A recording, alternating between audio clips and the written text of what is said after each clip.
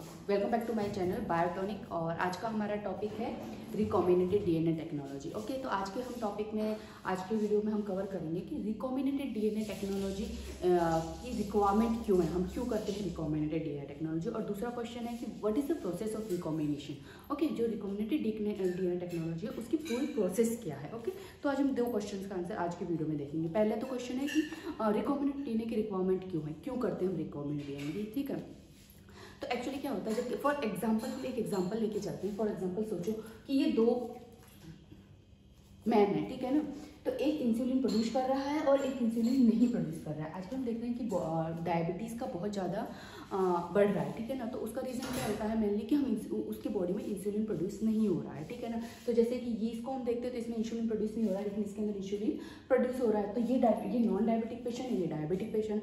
तो अगर ये इंसुलिन प्रोड्यूस नहीं कर रहा है, इसमें अब शुगर का एब्जॉर्प्शन नहीं हो रहा है, तो क्या होगा कि उसको हम लोग ऊपर से मतलब एक्स्ट्रा इंजेक्शन से या मेडिसिन से जो भी जिस भी फॉर्म में दिया जाता है उसमें हम उसको इंसुलिन देना स्टार्ट करते हैं, ठीक है। लेकिन तो हम जो इंसुलिन दे रहे हैं या जो इंजेक्शन दे रहे हैं वो कैसे बनेगा, ठीक है। उसके लिए रिक्वायरमेंट होती है रिकॉम्बिनेटेड डीएनए टेक्नोलॉजी। हम जस्ट एग्जाम्पल इस इंसुलिन ले रहे हैं, ऐसे बहुत सारी एंटीबायोटिक ड्रग्स वैक्सीन्स बन रही हैं जिसमें हम रिकॉम्बिनेटेड डीएनए टेक्नोलॉजी का यूज से हम उसको बनाते हैं, ठीक है ना। तो ये तो जस्ट एक एग्जांपल है इंसुलिन को लेके उसकी, जिससे हम उसकी पूरी प्रोसेस को समझ सकें, ठीक है, कि उसकी पूरी प्रोसेस क्या है, ठीक है।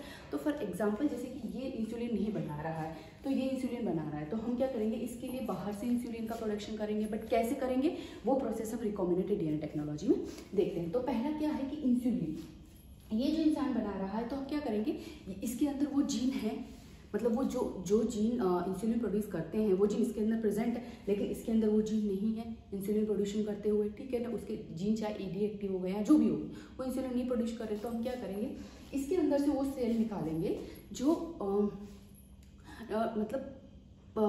जो हम इंसुलिन प्रोड्यूसिंग करते हैं, वो जीन ऑफ इंटरेस्ट हम यहाँ से निकालेंगे। तो हम डायरेक्ट जीन ऑफ इंटरेस्ट तो निकाल नहीं सकते, तो उसकी एक प्रोसेस होती है। तो फर्स्ट प्रोसेस क्या होती है, देखो सोचो हम इसके अंदर से हम पहले वो सेल निकाल लेंगे, ठीक है। उस सेल निकालेंगे, ठीक है। अब इस सेल के अंदर न्यूक्लियस होगा, न्यूक्लियस के अंदर हमारा जीनोम होगा, ठीक है। यहाँ पे अलग अलग राइबोसोम्स वगैरह भी होंगे, एंडोप्लाज्मिक रेटिकुलम्स भी होंगे, ठीक है ना, माइटोकॉन्ड्रिया भी होगा, ठीक है। ये पूरा सेल हम निकालेंगे जिसके अंदर सेल और सेल ऑर्गेनली पूरा प्रेजेंट होगा। तो अब हम उस सेल को अंदर से हमको ये हमारा जो जीन इंटरेस्ट है वो यहाँ पे है, ठीक है। सोचो हमारा जो जीन ऑफ इंटरेस्ट है वो सिर्फ इतना सा है, यहाँ पे सिर्फ इतना सा है हमारा जीन ऑफ इंटरेस्ट, ठीक है। तो हमको ये जीन निकालना है, हमारा जीन ऑफ इंटरेस्ट ये है। तो क्या करेंगे, हमने ये पूरा सेल को निकाला इसके अंदर से। अब इस सेल को हम डाइजेस्ट, पहले हमको इसका सेल वॉल तोड़ना होगा, इसके अंदर के जितने भी अनवांटेड एंजाइम्स होंगे या सेल ऑर्गेनल के, वो हमको नहीं चाहिए, क्योंकि हमको क्या चाहिए, जीनोम चाहिए। हम सबसे इसके अंदर से सबसे पहले क्या निकालेंगे, जीनोम निकालेंगे, ठीक है। तो वो कैसे निकालेंगे, तो हम इसको डिफरेंट एंजाइम्स से डिफरेंट एंजाइम्स इसको ट्रीटमेंट करेंगे, ठीक है। तो अगर ये सेल देखो, तो फॉर एग्जांपल ये तो हमने ह्यूमंस की बॉडी के अंदर निकाला है, तो इसके अंदर सेल वॉल नहीं होगा। बट अगर हम बात करते हैं फंगस की, फंजस प्लांट सेल वॉल, अगर प्लांट होगा तो हम उसको सेल्यूलेज एंजाइम से करेंगे या फिर चाइटिनेज एंजाइम से करेंगे, फंगस का होगा, ठीक है। तो अलग अलग सेल होते हैं, तो उसके अकॉर्डिंग हम उसको उस एंजाइम से एक्टिविटी करेंगे, ठीक है। तो सोचो हमने इसका जो पूरा हमारा सेल वॉल है, जो भी डिग्रेडेशन, हम सब कुछ क्या करेंगे, इसके अंदर बहुत सारी चीज़ें ऐड कर देंगे, डिफरेंट एंजाइम्स ऐड करेंगे। लाइक कौन कौन से एंजाइम्स हम ऐड कर सकते हैं इसमें, जैसे कि हम इसमें करेंगे लाइपेज कर देंगे, प्रोटीज करेंगे, ठीक है, आरएनएस करेंगे, ठीक है। ऐसे डिफरेंट टाइप के मैंने जितना भी इसके अंदर हमारे वो होंगे, वो सबसे एक्सेप्ट डीएनएज, हम उसमें सिर्फ डीएनएज नहीं ऐड करेंगे, ठीक है। क्यों, डीएनएज क्या होगा, हमारा जो डीएनए है, हमारा जो जीनोम है, उसको भी डीनेचर कर देगा, ठीक है ना। नॉर्मली एंजाइम्स क्या करते हैं, उनको ब्रेक कर देते हैं, ठीक है। उसको डाइजेशन के लिए हम लोग एंजाइम्स का हम लोगों ने देखा है कि प्रोटीन के डाइजेशन के लिए हम प्रोटीन का यूज़ प्रोटीज का यूज़ करते हैं। अगर प्रोटीज एंजाइम होगा तो प्रोटीन का डाइजेशन कर देगा और उसको कॉम्प्लेक्स फॉर्म से सिंपल फॉर्म में बना देगा, ठीक है। उसी तरीके से ये जो एंजाइम्स है, इसके अंदर के जितने भी अंदर लिपिड, प्रोटीन, पॉलीसेकेराइड्स जो भी होंगे, आरएनएस होंगे, जो भी होगा, उन सबको कॉम्प्लेक्स फॉर्म से सिंपल फॉर्म में कर देंगे, मतलब उसको इनएक्टिव कर देंगे। बट उसमें डीएनएज नहीं डालेंगे, क्योंकि डीएनएज जो होता है वो उसके जीनोम को भी एक्सेप्ट करेगा, ठीक है। इन सबसे तो पहली प्रोसेस हमने ये कर ली है। इसके बाद हम क्या करेंगे, तो इसमें से हमारा सब कुछ निकलेगा और लास्ट में हमारा जो क्लास आएगा, ठीक है ना, उसमें से हम निकालेंगे अपना जीनोम, ठीक है। ये जीनोम, और यहाँ पे हमारा जीन ऑफ इंटरेस्ट है, यहाँ पे हमारा ये जीन ऑफ इंटरेस्ट है। ये क्या है हमारा जीन ऑफ इंटरेस्ट, जो हमको चाहिए, जो इंसुलिन प्रोड्यूस करता है। ये कौन सा जीन ऑफ इंटरेस्ट है? जो इंसुलिन प्रोड्यूस करता है, ठीक है, इंसुलिन प्रोड्यूस करता है। तो हमको ये निकालना, अब हमारा जीनोम आ गया, ठीक है। इसको हम फाइनली किससे करते हैं? चिल्ड इथेनॉल, चिल्ड अल्कोहल जो होता है उससे ट्रीटमेंट कर देंगे, ठीक है। इसमें सारे एंजाइम निकल जाए। तो चिल्ड इथेनॉल क्या करता है? जो इसका जीएनएम है उसको क्लम्प फॉर्म में थ्रेड लाइक स्ट्रक्चर हमको मिल जाते हैं, ठीक है ना।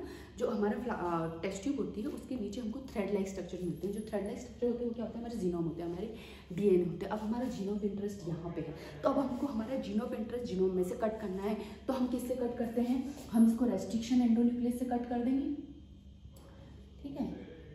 रेस्ट्रिक्शन एंडोन्यूक्लियस जो एंजाइम्स होते हैं उससे कट करके हमारा इसके डिफरेंट फ्रेगमेंट्स मिलेंगे।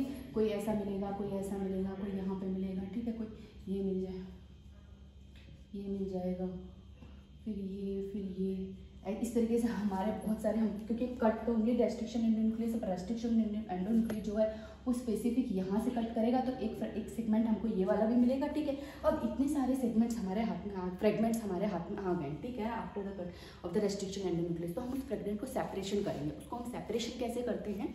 उसको फाइनली हम सेपरेशन कैसे करेंगे? ये सब क्या है? फ्रेगमेंट्स ऑफ डीएनए है। डीएनए के डिफरेंट फ्रेगमेंट्स है, ठीक है। लेकिन हमारा इसमें एक जीन ऑफ इंटरेस्ट भी है। ये जो है ये हमारा जीन ऑफ इंटरेस्ट। अब हम इसको सेपरेशन कैसे करेंगे? हम करेंगे इसको अगारो जेल इलेक्ट्रोफोरेसिस से, ठीक है, अगारो जेल इलेक्ट्रोफोरेसिस से। ये अगारो जेल इलेक्ट्रोफोरेसिस है, ठीक है।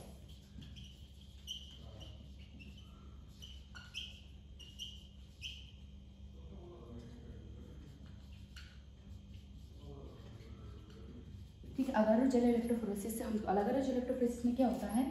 हम इसके अंदर अपने सारे जो डीएनए के सेगमेंट्स हैं हम इन सबको वन बाय वन इनके अंदर इनोक्यूलेट करेंगे, ठीक है। इसके अंदर हम इनोक्यूलेट कर देंगे, ठीक है। एक हमारा इसमें जीन ऑफ इंटरेस्ट भी होगा, ठीक है।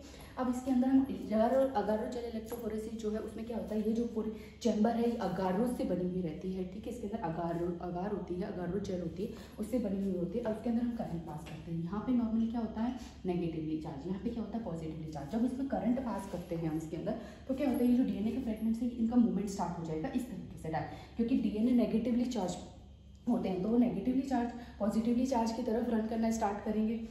तो जैसे वो रन स्टार्ट करेंगे, अब उसमें क्या होता है? जिस तरीके से उसकी फ्रेगमेंट की साइज होगी उस तरीके से उसका मूवमेंट स्टार्ट होगा, ठीक है ना। अगर फ्रेगमेंट्स ये बड़े होंगे, ठीक है, कोई छोटा है कोई बड़ा है, तो ये इनके फ्रेगमेंट्स की साइज जैसे होगी वैसे इनका यहाँ पे मूवमेंट स्टार्ट होगा। तो सोचो हमारा जीन ऑफ इंटरेस्ट सोचो यहाँ पे हमको मिल रहा है। हम सोचो हमारा जीन ऑफ इंटरेस्ट हमको उस वक्त पता नहीं है, लेकिन हम एज्यूम कर रहे हैं कि हमने अपना जीनोम इसमें डाला है, ठीक है। तो हमारा यहाँ पे आ गया है, ठीक है। जो बड़े वाले जीनोम वो कोई यहाँ पे मिलता है, कोई यहाँ पे मिल रहा है, ठीक है। 1 2 सोचो इसका यहाँ मिल रहा है, सोचो इसको यहाँ मिल रहा है, और तीसरा जो है यहाँ का है यहाँ पे, ठीक है। अब एक वॉल का एक ही होगा, ठीक है। एक में बहुत सारे बेंड नहीं मिलेंगे। अगर एक वॉल के अंदर हमने एक वेल के अंदर अगर हमने उनको वेल्स बोलते हैं जिनके अंदर हमने डीएनए के फ्रेगमेंट्स डालते हैं, ठीक है। एक वेल के अंदर जितना डीएनए वो रन होगा, इसके अंदर दूसरा रन होगा, इसके अंदर तीसरा, तो हमको 4 बेंड मिलेंगे, क्योंकि हमने यहाँ पे फॉर एग्जाम्पल 4 वेल्स लिए, ठीक। एक के अंदर 2-4 वेल्स हमको नहीं मिलेंगे, ठीक है। अब हमारा जीन ऑफ इंटरेस्ट जो आ गया वो यहाँ पे आ गया है। अब हम क्या करेंगे? ये जो अगारो जेल होती है, अब हमको हमको ये विजिबल नहीं होती है, तो सबसे पहले हम इसको क्या करेंगे? स्टेन करेंगे इथिडियम ब्रोमाइड से। हम इसको इथिडियम ब्रोमाइड से स्टेन कर देंगे इस अगारो जेल इलेक्ट्रोफोरेसिस। तो हमको ये जो बैंड्स हैं ये ऑरेंज कलर के बैंड्स दिखाई देने स्टार्ट हो जाएंगे, ठीक है। तो हमारा जो ऑरेंज कलर के अंदर यूवी लाइट्स दिखना पड़ेगा, ठीक है ना। जब हमको अंदर यूवी लाइट देखेंगे after staining with ethidium bromide, तो हमको ऑरेंज कलर के बैंड्स मिलेंगे। और जो ऑरेंज कलर के बैंड्स में से हम इसको अपना जो ये वाला जीन है, ये वाला जो है हम इसको अपना निकाल लेंगे, ठीक है ना। अंदर से इसको हम किसी भी स्पून से कैसे भी हम इसको निकाल लेंगे। तो फाइनली हमारा यहाँ पे जो हमको हमारा जीन ऑफ इंटरेस्ट अब मिल गया है, ठीक है। अब ये जीन ऑफ इंटरेस्ट हमको मिल गया। अब क्या करेंगे हम इस जीन ऑफ इंटरेस्ट को अपने को, अब पहले हम इसको क्या करेंगे? अब हमारे पास सिर्फ सिंगल एक ही जीन ऑफ इंटरेस्ट है, ठीक है। एक सिंगल कॉपी है उसकी। पहले सबसे पहले हम उसकी मल्टीपल कॉपीज़ बना लेंगे, क्योंकि एक्सपेरिमेंट हमको काफ़ी बार करना है। जरूरी नहीं है फर्स्ट टाइम हमारा एक्सपेरिमेंट रन हो जाए, जरूरी नहीं है। आगे भी फ्यूचर में हमको वो रिक्वायरमेंट ज़्यादा हो सकती है, ठीक है। आगे फ्यूचर में हमारे इस जीन की हमको रिक्वायर, तो हम क्या करेंगे? इसकी मल्टीपल कॉपीज़ बना लेंगे। मल्टीपल कॉपीज़ किससे बनाते हैं? हम करते हैं PCR में, ठीक है ना। PCR में पॉलीमरेज चेन रिएक्शन, ठीक है। PCR में इसको हम करेंगे तो जो हमारा ये जीन ऑफ इंटरेस्ट है, ब्लू कलर से इसे लिख देते, ठीक है। PCR पॉलीमरेज चेन रिएक्शन है, ठीक है। इसको हम रन करेंगे और इसकी हमारी मल्टीपल कॉपी बनेंगे। कैसे बनेंगे वो पीसीआर के एक छोटा सा यहाँ पे हम देख लेते हैं, ठीक है। ये जीन ऑफ इंटरेस्ट तो हमको पता है इंसुलिन है, ठीक है, तो हम यहाँ पे रन करके देखते हैं, ठीक है। पीसीआर कैसा होता है, 3 प्रोसेस में होता है। हमारा सोचो ये वाला जीन है, ठीक है ना, ये वाला जीन है, तो पहले हम इसको क्या करेंगे, डीनेचर करेंगे। पीसीआर में मल्टीपल कॉपी कैसे बनती है वो फटाफट वो वाले देख लेते हैं। तो इसमें क्या होता है कि जो हमारा जीन ऑफ इंटरेस्ट है पहले हम इसको डीनेचर कर देंगे। ये हमारे 3 प्रोसेस में होता है, ठीक है। Denature, annealing and polymerisation. Denature, annealing and polymerisation. Denature में क्या होगा, इसकी 2 स्ट्रैंड, ये दोनों स्ट्रैंड हो जाएंगी। इसको हीट मतलब हाई टेम्परेचर पे, लाइक 72 डिग्री सेल्सियस पे हम लोग इसको करेंगे। तो इसकी प्रोसेस में क्या होता है, हमने ये टेस्ट ट्यूब ली है, ठीक है ना, ये हमारी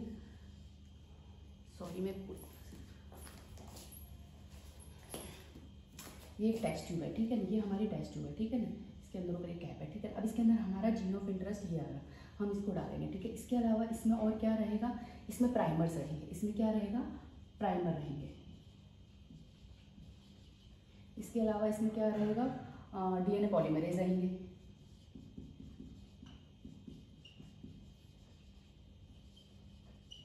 ठीक है, डीएनए पॉलीमरेज रहेंगे। तो अब हम क्या करेंगे, अब हमें हमको ये हमारे नॉर्मली कौन सा डीएनए, टैग डीएनए पॉलीमरेज रहेगा, ठीक है। टैग डीएनए पॉलीमरेज रहता है सिर्फ क्योंकि टैग जो होता है वो हाई टेम्परेचर पे, हमारा पहला स्टेप्स के अंदर डीनेचर होता है। तो टैग पॉलीमरेज क्या होता है कि वो हाई टेम्परेचर पे भी डीनेचर नहीं होता है, ठीक है ना, इसलिए हम लोग टैग पॉलीमरेज लेते हैं क्योंकि ये ऐसे बैक्टीरिया में से लिया हुआ है जो हाईली टेम्परेचर पे स्टेबल रहते हैं। ओके, तो इसका पहला प्रोसेस क्या आएगा, डीनेचुरेशन। पहले इसमें हम क्या करेंगे, ठीक है, पहला इसका क्या रहेगा, डीनेचुरेशन। डीनेचुरेशन में क्या होगा, इसकी जो डबल स्टैंड्स, अब मैं इसको टेस्ट ट्यूब में नहीं बना रही, आप फॉर एग्जांपल सोचो टेस्ट ट्यूब के अंदर ही है, ठीक है। तो फर्स्ट स्टेप जो होगा वो डीनेचर। डीनेचर में क्या होगा, इसकी दोनों जो स्टैंड्स है वो अलग अलग हो जाएंगी, ठीक है, इसके दोनों स्टैंड्स अलग अलग हो जाएंगी। ओके, अब क्या होगा, डीनेचुरेशन हो गया।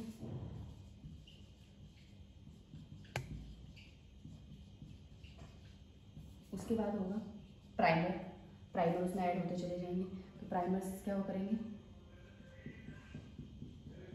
सोचो यहाँ पे प्राइमर ऐड हो गया, ठीक है, ये प्राइमर है। लाइकवाइज इसमें भी प्राइमर ऐड हो गया है, यहाँ पे सोचो ये प्राइमर है, ठीक है ना। प्राइमर क्या होता है कि पॉलीमराइजेशन की इनिशिएशन करता है। वो न्यूक्लियोटाइड्स होते हैं, ओलिगोन्यूक्लियोटाइड्स होते हैं। ओलिगोन्यूक्लियोटाइड्स क्या होते हैं, ये यहाँ पे हमारी आगे की पॉलीमराइजेशन मतलब इस चैन को कंप्लीट, डीनेचर तो हो गए, दोनों चैन सेपरेट तो हो गई, दोनों स्ट्रैंड सेपरेट तो हो गए, डीएनए की दोनों स्ट्रैंड सेपरेट होने के बाद उसका पॉलीमराइजेशन होना स्टार्ट करने के लिए हमको उसमें कुछ प्राइमर्स डालते हैं, ठीक है। ओलिगोन्यूक्लियोटाइड होते हैं ये प्राइमर्स, उसमें यहाँ पे अपने कॉम्प्लीमेंट्री के सामने बाइंड हो गए। अब क्या होगा, इसको हम कहते हैं एनिलिंग, ठीक है। फाइनली क्या होगा, पॉलीमराइजेशन। पॉलीमराइजेशन क्या होगा, ये पूरी जो पॉलीमरेज टैग पॉलीमरेज एंजाइम है वो इसकी पूरी प्रोसेस को कंप्लीट कर देंगे। अब यहाँ पे हमारी 2 स्ट्रैंड बन जाएंगे, एक ये बन गई, एक ये बन गई, ठीक है, एक ये बन गई, एक ये बन गई, ठीक है। बन गई हमारी एक स्ट्रैंड में से हमको 2 स्ट्रैंड मिले। इस तरीके से हम इस साइकिल को मल्टीपल टाइम्स रन करेंगे, मिलियन और बिलियन टाइम हम इसको रन करेंगे।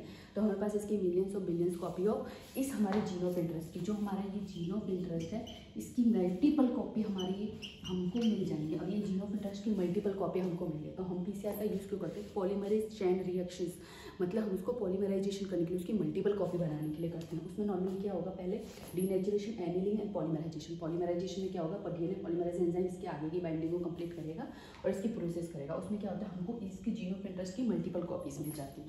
ओके, ये प्रोसेस खत्म हो गया तो हमको मल्टीपल कॉपीज मिलती। सोचो अब हमारा मल्टीपल कॉपीज हमको मिलने के बाद हमको एक ही कॉपी रिक्वायरमेंट होगी, ठीक है। हम मल्टीपल कॉपी के साथ बाइंडिंग नहीं करेंगे। अब हम क्या करेंगे, यहाँ पे अब जो हमारा जीन ऑफ इंटरेस्ट मिला उसको हम वेक्टर के अंदर वो करेंगे, ठीक है। उसको हम वेक्टर के अंदर लाइगेज करेंगे with the help of ligate करेंगे with the help of ligase enzyme से, ठीक है ना। तो सोचो ये एक वेक्टर है, ये एक वेक्टर है, इसमें हम अपना जीन ऑफ इंटरेस्ट ये ऐड कर दिया, ठीक है। ये हमने अपना जीन ऑफ इंटरेस्ट ऐड कर दिया, ठीक है। ये क्या है, वेक्टर।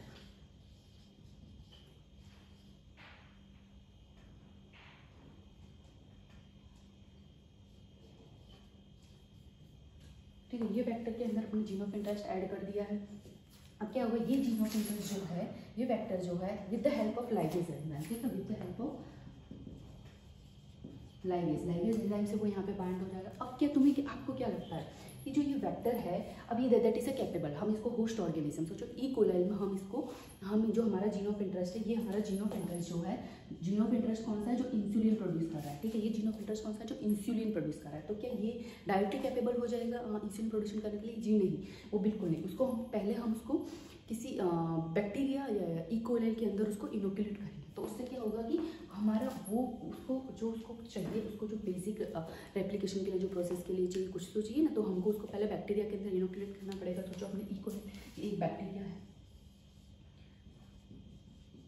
ई कोलाई, ठीक है, इसके अंदर हमने उसको इनोकुलेट कर दिया। अब इनोकुलेशन जो इसका हम ट्रांसफॉर्मेशन कर दिया, ठीक है, इंट्रोड्यूस कर दिया। तो ट्रांसफॉर्मेशन करने की डिफरेंट प्रोसेस होती है, जो हम ट्रांसफॉर्मेशन में देख चुके हैं, लाइक बॉम्बार्डिंग से करते हैं, या माइक्रो इंजेक्शन से उठा के डायरेक्ट इसके अंदर डाल देते हैं, या फिर हम उसको कैल्शियम ओरिएंटेड मीडियम में अंदर डालेंगे और वो उसको इंगल्फ कर लेगा, ठीक है। ऐसे डिफरेंट टाइप की, या फिर हम इसके ऊपर पार्टिकल लगा लेते हैं, उस पार्टिकल से इसको अंदर बॉम्बार्डिंग करते हैं। बॉम्बार्डिंग करने से क्या होगा, जो बहुत जोर से देंगे तो इसके अंदर क्या आएगा, वो इसके अंदर इंट्रोड्यूस हो जाएगा, वो इसके अंदर ट्रांसफॉर्म हो जाएगा, ठीक है। तो अब सोचो हमने इसको ट्रांसफॉर्म कर दिया है, इसको ऐसे हमारा इसके अंदर चला गया है हमारा जीन ऑफ इंटरेस्ट, और इसके अंदर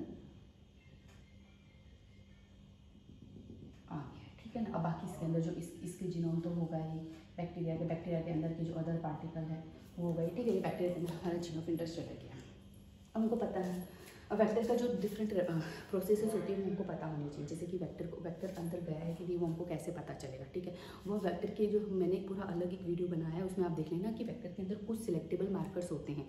सिलेक्टेबल मार्कर्स जैसे फॉर एग्जांपल इसके अंदर जैसे कि एक सिलेक्टेबल मार्कर है यहाँ पे, सोचो इसकी यहाँ पे एम्पीसिलिन है, यहाँ का एक जो जीन है वो एम्पीसिलिन रेजिस्टेंस है, एम्पीसिलिन रेजिस्टेंस जीन है। तो हम इस मीडियम को इसको एम्पीसिलिन के अंदर ग्रो कर देंगे, ठीक है। एम्पीसिलिन अगार की प्लेट के अंदर लेंगे, ये अगार की एक प्लेट है, ये अगार की प्लेट है, उसके अंदर हम अपने कल्चर को ग्रो करेंगे। अगर हमारा कल्चर ग्रो हो जाता है, इस अगार के अंदर क्या होगा, एम्पीसिलिन, ठीक है। इस अगार के अंदर क्या होगा, एम्पीसिलिन। अगर वो ग्रो हो जाता है तो इस अगार की प्लेट में, दैट मीन हमारा जो कल्चर है वो चला गया, क्योंकि इसके अंदर क्या है, एम्पीसिलिन है, एम्पीसिलिन रेजिस्टेंस जीन है, ठीक है। तो वो अगर इसके अंदर अगार के अंदर ग्रोथ हो जाता है, दैट मीन कि ये इसके अंदर हमारा जीन ऑफ इंटरेस्ट इंट्रोड्यूस हो चुका है, ओके। क्योंकि दूसरा हम लगते हैं, सोचो अगर पूरा वीडियो जो आप है वेक्टर को एक बार देख लो, उसके अंदर आपको समझ में आ जाएगा कि हम ट्रांसफॉर्मेशन की किस तरीके से प्रोसेस को हम चेक करते हैं, ट्रांसफॉर्मेशन हमारा हुआ है कि नहीं हुआ, रिकॉम्बिनेशन हुआ है कि नहीं, वो वेक्टर में पूरा आपको समझ में आ जाएगा, ठीक है। सोचो अब ये इसके अंदर चला गया है वेक्टर, आप सोच यहाँ पे हमारा रिकॉम्बिनेटेड डीएनए जो है, जो ये वेक्टर है, अब ये वेक्टर रिकॉम्बिनेटेड डीएनए हो जाएगा, ये वेक्टर रिकॉम्बिनेट डीएनए कहलाता है, ओके। ये रिकॉम्बिनेट डीएनए को हमने इकोलाइल के अंदर डाल दिया। अब ये E coli that is capable for producing of insulin, ठीक है। अब ये इंसुलिन प्रोड्यूस कर सकता है ये इकोलाइल, क्योंकि इसके अंदर हमारा जीन ऑफ इंटरेस्ट है, इंसुलिन प्रोड्यूसिंग करता है, ठीक है। बट क्या एक bacteria is enough for production of insulin? क्या इतना इनफ है कि इतने सारे, तो हम जो लोग होते हैं, जो हमको तो ज़्यादा इंसुलिन चाहिए, क्योंकि आजकल हम देखते हैं बहुत सारे लोग अफेक्टेड होते हैं डायबिटीज़ से, तो हमको तो वो एंटीबायोटिक या फिर ये तो चलो इंसुलिन है, इसके अलावा अगर हम देखें वैक्सीन, तो हम इतनी सारी वैक्सीन बनाते हैं, तो क्या एक ही लोग इक्वल या एक दो बैक्टीरिया या कुछ अमाउंट ऑफ बैक्टीरिया बहुत रहते हैं किसी जी नहीं, तो हमको उसके लिए क्या करना पड़ता है, हमको उसके बहुत सारे लॉट्स ऑफ अमाउंट पर हमको ये कल्चर ग्रोथ करने पड़ते हैं रिकॉम्बिनेशन के लिए। तब हमको देखना होगा कि हमारे ये बहुत ज़्यादा जीन ऑफ इंटरेस्ट भी काम आता है। दूसरा क्या आता है, इसको रेप्लिकेशन, क्योंकि ये जितनी बार ये कल्चर एप्लीकेशन होगा, हमारा जीन ऑफ इंटरेस्ट भी इसके प्लाज्मिड के अंदर, इसको प्लाज्मिड के अंदर वेक्टर जो है उसके अंदर एप्लीकेशन होगा और उसकी मल्टीपल कॉपीज बनती चली जाएंगी, ठीक है। तो हम इसके ग्रोथ, इसको अगर ज़्यादा क्वांटिटी में हमको इसका जो प्रोडक्शन करना होता है, तो हम किसके अंदर करते हैं, बायोरिएक्टर्स के अंदर, इसके अंदर करते हैं, ठीक है। बायोरिएक्टर्स क्या है, बायोरिएक्टर है किसी भी प्रोडक्शन को हमको हाई अमाउंट में प्रोडक्शन करना होता है। तो बायोरिएक्टर नॉर्मली कैसा होता है, कुछ ये बायोरिएक्टर है, ठीक है।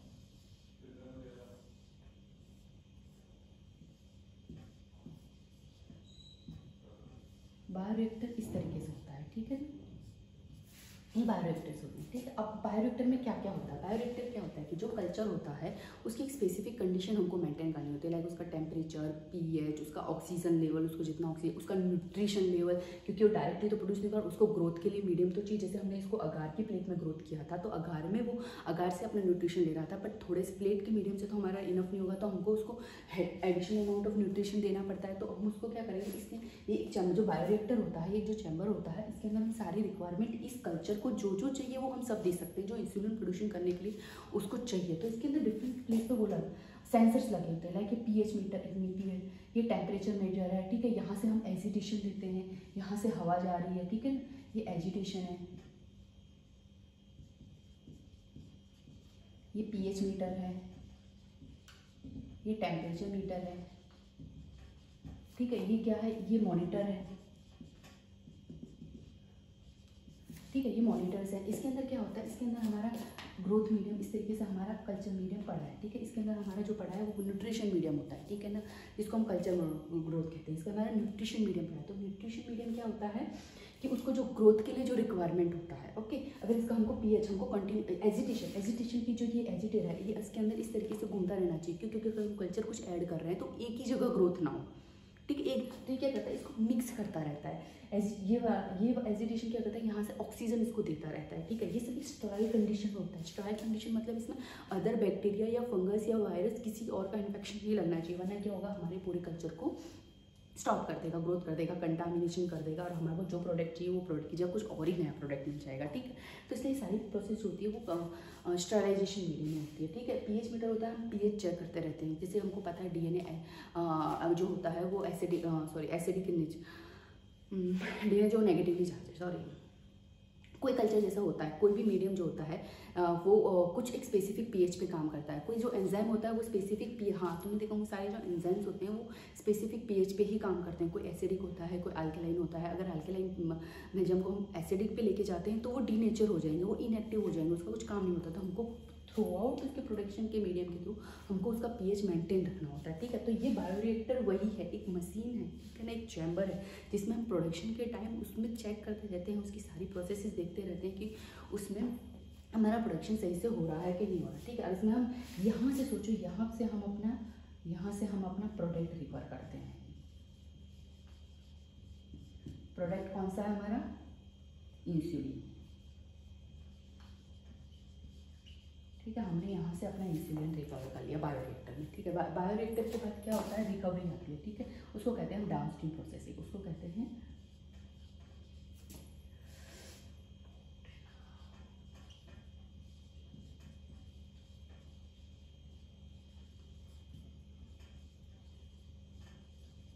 ठीक है। डाउनस्ट्रीम प्रोसेसिंग क्या होता है, जो हमारा इंसुलिन मिल गया, अभी हमारा प्यूरिफिकेशन फॉर्म में नहीं होता, इसके अंदर हमारे कल्चर्स के पार्टिकल भी मिक्स होते हैं, उसका कुछ अदर प्रोडक्ट है वो भी मिक्स होता है। तो हम क्या करते हैं, डाउनस्ट्रीम प्रोसेसिंग होती है, कुछ नहीं होती है, सिंपल सा इसका आइसोलेशन और प्योरिफिकेशन होता है कि हमारा प्योर फॉर्म में हम अपने इंसुलिन को लेते हैं और उसके बाद हम उसको अलग अलग फॉर्म में इसको लाइक हम इंजेक्शन वायरल फॉर्म होता है तो उसको इंजेक्शन में अच्छे तरीके से उसको पैकेजिंग करना, प्रोडक्ट बनाना या उसका टेस्टिंग करना, क्योंकि टेस्टिंग करना भी तो ज़रूरी है। एवरी प्रोसेस के बाद हमको टेस्टिंग करना ज़रूरी है कि हमारे इंसुलिन के अंदर अदर कंटामिनेशन तो नहीं आ गया, हमारे प्रोडक्ट जो बनाया वो हमारा, उसको हम क्वालिटी चेकिंग बोलते हैं, ठीक है। क्वालिटी चेकिंग, इसकी क्वालिटी चेकिंग करना कंपलसरी कि इसकी क्वालिटी जो है वो सही है या नहीं है, ठीक है। उसी तरीके से डाउनस्ट्रीम प्रोसेसिंग हो जाती है, ठीक है। अब ये सारी प्रोसेस हो गई, उसके बाद फाइनली हमारे पास इंसुलिन आ जाएगा। फाइनली हमारे डाउनस्ट्रीम प्रोसेस के पास सोचो हमारे पास ये इंसुलिन आ गया, ठीक है,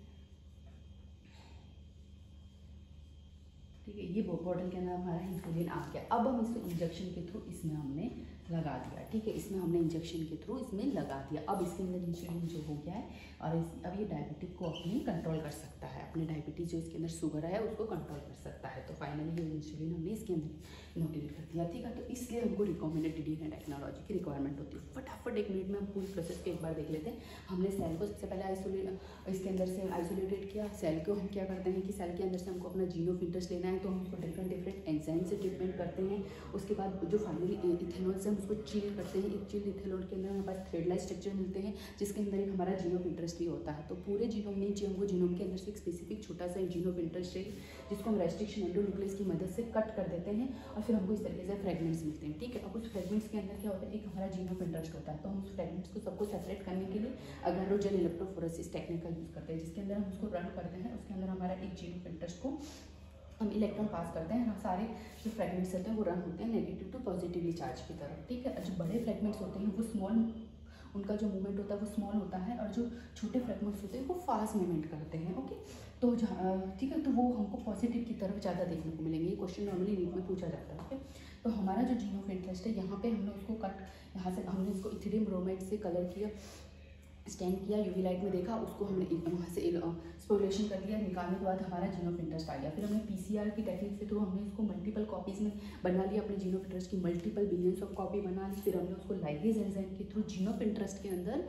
उसको हमने लाइगेट कर दिया। अब हमारा जो जीन ऑफ इंटरेस्ट हमको मिला है रिकॉम्बिनेटेड, जो हमारा जीन ऑफ इंटरेस्ट वेक्टर के अंदर अब लाइगेट हो गया, उसको बोलते हैं रिकॉम्बिनेटेड डीएनए टेक्नोलॉजी। ओके, जो रिकॉम्बिनेटेड डीएनए हमारा जो रिकॉम्बिनेटेड डीएनए टेक्नोलॉजी या फिर रिकॉम्बिनेटेड जो वेक्टर आया है, हम उसको इकोलाई के अंदर ट्रांसफर कर देंगे। ठीक है, अब इकोलाई जो हमारा हो गया, वो हमारा इकोलाई इंसुलिन प्रोड्यूशन करने के लिए कैपेबल है। ठीक है, वो हम किससे करते हैं, माइक्रो इंजेक्शन के थ्रू उसको इंजेक्ट कर देते हैं, या फिर हम उसको बॉम्बार्डिंग के थ्रू, या फिर उसको उसके कल्चर में उसको फोर्स करते हैं उसको इंगल्फ करने के लिए, वेक्टर को करने के लिए, डिफरेंट प्रोसेसेस को ट्रांसफॉर्म करने के लिए। इसको हम बोलते हैं ट्रांसफॉर्मेशन, इसको बोलते हैं ट्रांसफॉर्मेशन।